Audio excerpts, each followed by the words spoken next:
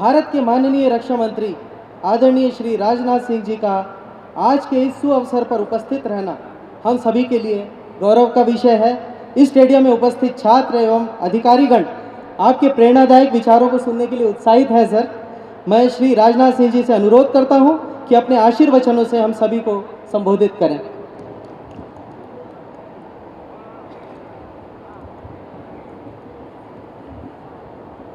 बोलिए भारत माता की, भारत माता की जय। तेलंगाना स्टेट की honourable chief minister of Telangana Shri A Revanth Reddy, doctor V Sameer Kamat, secretary DD R&D and chairman DRDO, Dr. G. Satish Reddy, President Aeronautical Society of India, Dr.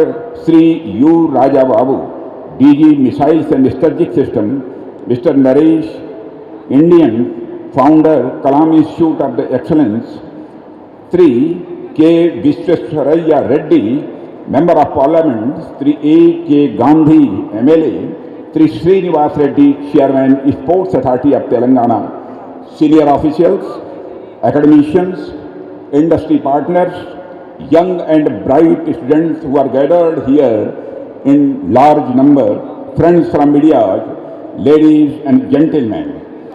It gives me immense pleasure to be present on this grand stage addressing you all on the historic occasion of the National Science Day. I am very happy to see this huge gathering of the young, inquisitive and energetic minds present in this great setting. I feel the vibes of positivity in each one of you and am enthused to communicate with you with all my earnestness. Friends, as we know, 20th February is celebrated to honor the discovery of Raman effect by Sri C.V. Raman. On this day, in 1928, Sri Raman discovered that when light is scattered by the molecules, it undergoes change in wavelength. This discovery was significant in physics and earned Sri Raman the Nobel Prize in 1930. The day is celebrated as National Science Day since 1986 with the aim to inspire people, to pursue scientific knowledge and to emphasize the role science plays in shaping our present and our future. Friends, I think this is the great occasion for us. Friends, the National Science Day is one such occasion which not only commemorates the achievements of our scientists, but also encourages the younger generation to take up science and innovation for national development. As you may be aware that this year's theme of the National Science Day is empowering Indian youth for global leadership in science and innovation for Viksit Bharat. This theme is truly reflective of new India's aspiration for progress through innovation and global scientific leadership. Friends, I would like to share with you a special affinity that I personally have with this subject. I have been a student of science in my academic years and was a lecturer in physics early on before entering public life. The day resonates with my own journey, reminding me of the power of curiosity, questioning and exploration, the very foundation of modern science. Friends, it has been my lifelong endeavor to encourage these values, knowing that they are the driving force behind innovation and progress. It is in this context that I feel blessed to address this magnificent gathering today, as I see the multitude of the young people gathered here, I would like to start with a brief historical perspective of human evolution. Through the journey of the scientific development since the bringing of history, it is a sweeping, although very brief, account for my young friends here to make them understand how human evolution and the scientific progress have been so intertwined.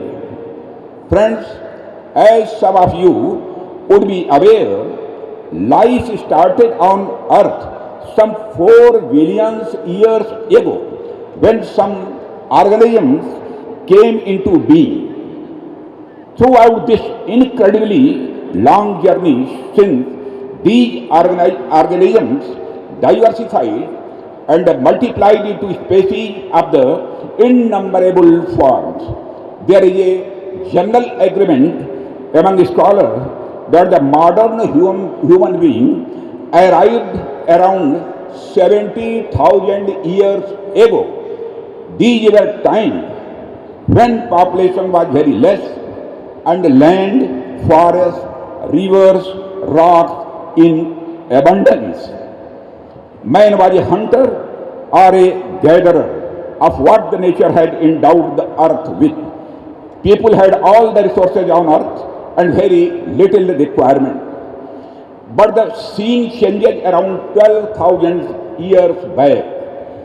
When agricultural evolution takes place, people back then took the first step to sow, nurture and harvest. In the process, they got tied to a specific piece of land. They settled. They farmed small villages near their farmlands and domesticated certain animals too. This continued for a long time. When nothing changed much, history remained almost static. What changed was the space, a life which earlier covered vast expanse of land as gatherer-hunter contracted to the village and the farm of surrounding it.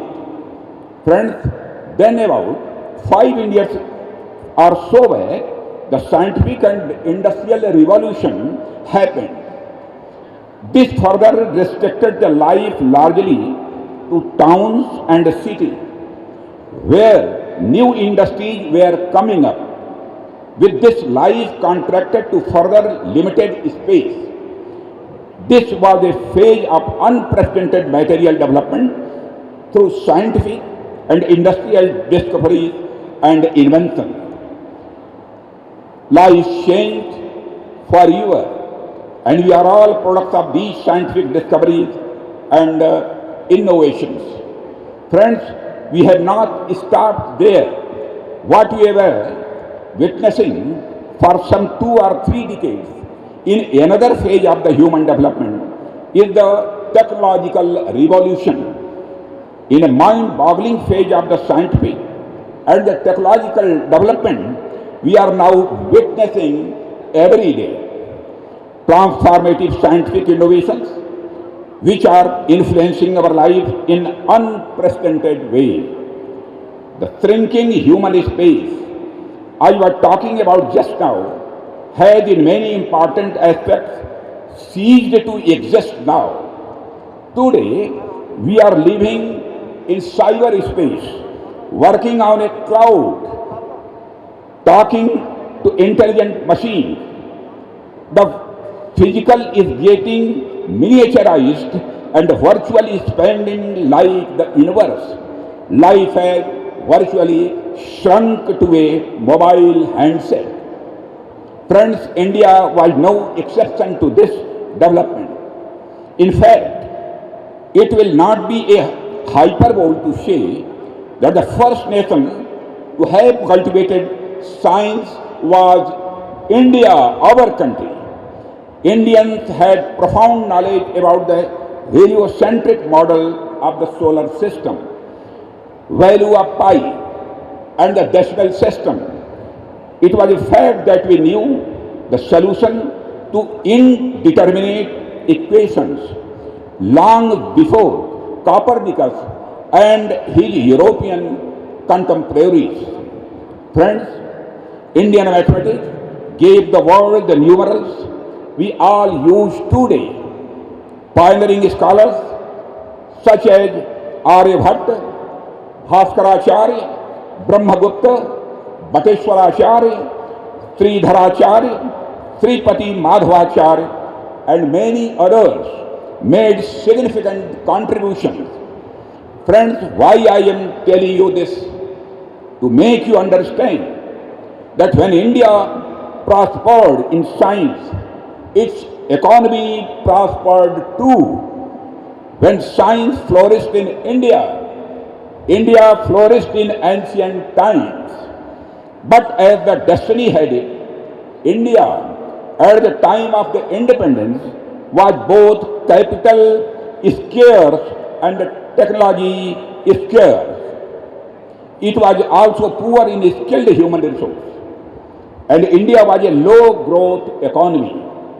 Under the circumstances, it was understood that science was the way forward to improve the rates of the economic development essential for a self-generating economy in industry as well as in agriculture. But the growth and application of science and technology remained slow and patchy in the initial decades of independence. The first real transformation came in agriculture sector with the application of science in what came to be called the Green Revolution. It removed the perennial food grain scarcity in our country. Application of science led to self-sufficiency in agricultural production in India. And this was the first breakthrough in our march to development. It was a victory of science over hunger. Since then, with progressive increase in our scientific development, India has steered through many difficult phases for betterment of our society and economy. From the days of the perpetual scarcity in raw material from the capital goods, we have overcome many hurdles, be it heavy machines and equipment, mining and the processing of raw materials, textiles, cement, steel, pharma, electricity, and whatnot. Friends, subsequently, the information technology revolution, of which this city, Hyderabad, is an integral part, has given India a prominent place on the world map. When it comes to the software industry, the ingenuity of the Indian mind is in full display. Friends, what I am trying to say through these examples is that modern progress cannot be thought of without consistent scientific evolution and a healthy science-society interface. Science has proved to be the biggest factor in human welfare.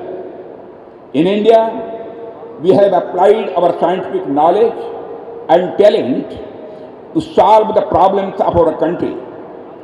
When we send a satellite in space, our weather forecasting gets more accurate, our farmers get timely information, our fishermen get timely early warning on the rough weather conditions at sea.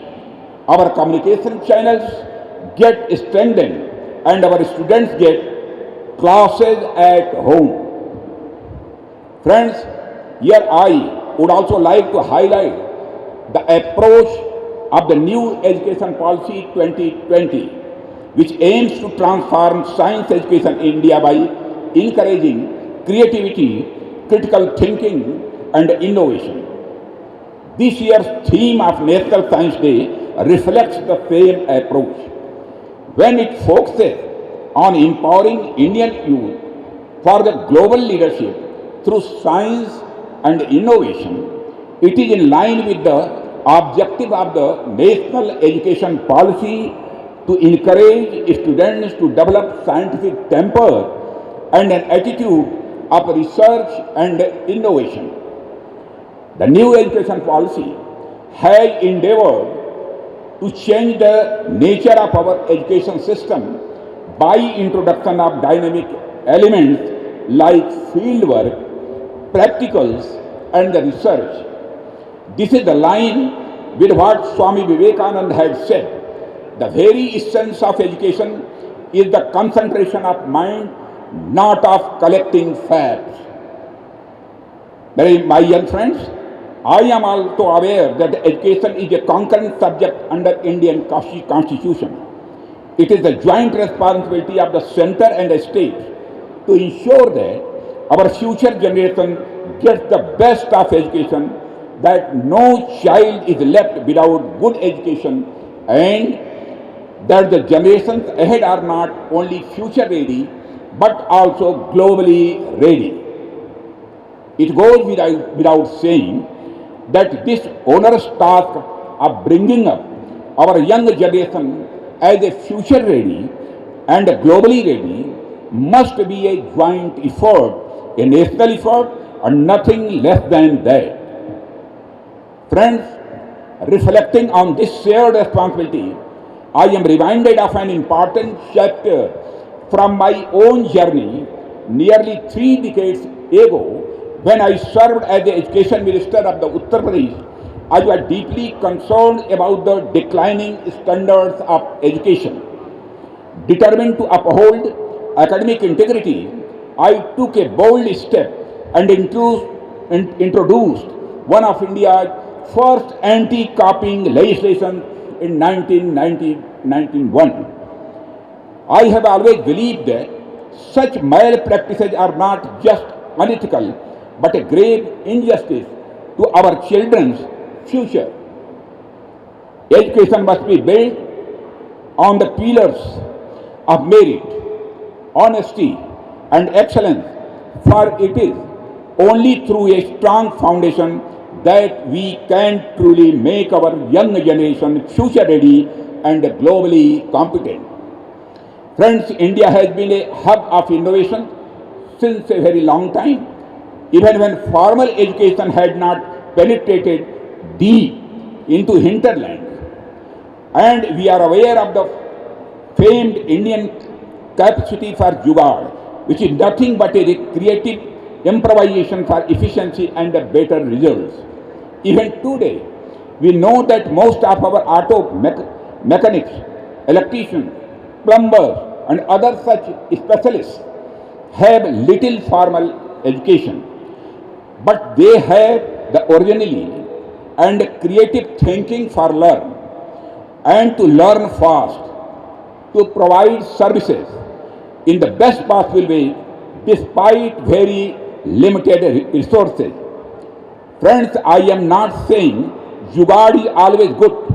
We need to improve quality and the sustainability. Friends, my point is that a young Indian mind is all too receptive to new ideas, new knowledge. He or she is ready to experiment and attempt. What is required to provide them with an atmosphere, a healthy ecosystem, so that the best in them comes out and they are ready to contribute meaningfully and in the nation's best interest. My young friends, our government under the illustrious leadership of the Prime Minister Sri Narendra Modi is fully committed to harness modern technology for the welfare of the people. Friends, the attempts and the results of our interventions in this regard are evident for all to see. You are all aware that JAM, Jan Dhan Aadhaar Mobile Trinity, has revolutionized the transfer of entitlements to eligible categories by removing leakages and bringing about efficiency. With our concerted efforts, India is today is the leader of the digital procurement infrastructure and the UPI transactions. Friends, I would like to make my point with the recent data of the UPI transaction. In the year 2024, 171 billion UPI transactions have been done only in India, with total value of transactions around 245 lakh crore rupees. There is no country in the world matching the level of UPI transactions being done in India. There are innumerable other inventions where technology society interface has yielded great results. However, I think this is just the beginning. Globally, new technological breakthroughs are on the horizon, and we have to take a lead in transformative technologies like artificial intelligence, quantum computing, machine learning, clean tech, and many more. And for all, the government is committed to provide our students a scientific infrastructure that is internationally competitive. We need our younger generations to inculcate the scientific temper and excel in such frontier technology. I remember the words of Dr. APJ Abdul Kalam, who once said, "Science is a beautiful gift to humanity. We should not distort it, but use it for betterment of society." Friends, a while ago, I talked about technological developments in the sectors like agriculture and Indian software industry. Now, I would also like to highlight some modern changes in the defense sector. Friends, the changing formats of warfare in recent years too have an increasingly higher technological component as compared to the past. Critical cutting edge and the frontier technology have been adding new dimension of lethality as well as unpredictability in the modern warfare. Unconventional ways of warfare are adding dangerous dimensions to the ways of the warfare in earlier days. Friends, war is increasingly moving from hardware oriented to software. If we want to remain strong and secure in adverse situations, we need a youth trained in these technologies who can provide solutions to the critical technological changes. From this point of view also, education in modern science and technology is even more important for safety and security of the nation. Finally, before I conclude my address on the occasion of the National Science Day 2025, I appeal to our younger generation to adopt the scientific outlook and the critical thinking, to delve into the questions of how and why, try and go beyond the ordinary, for each of you has a spark of brilliance, a latent energy and a capacity to move the world. It is only a question of recognizing it and committing yourself to achieve it. I will end with a quote from Swami Vivekananda again, where he wrote, my motto is to learn whatever is great, whatever I may find it." Finally, I once again thank DRDO Aeronautical Society of India, Dr. Satish Reddy, Chairman, and the Hyderabad Central University for organizing this grand event. Special thanks to the Honorable Chief Minister of the Telangana, Sri Revanth Reddy ji, for gracing this event. Thank you very much. My friends, Jai Hind. बोलिए एक बार सभी लोग, जय हिंद, जय Hind. Thank you very much. धन्यवाद महोदय. माननीय रक्षा मंत्री आदरणीय श्री राजनाथ सिंह जी की वक्तृत्व शैली का समूचा देश कायल है. विज्ञान वैभव में उपस्थित होने और अपना प्रेरक संदेश देने के लिए बहुत बहुत आभार सर। कार्यक्रम को आगे बढ़ाते हुए मैं सचिव रक्षा अनुसंधान एवं विकास विभाग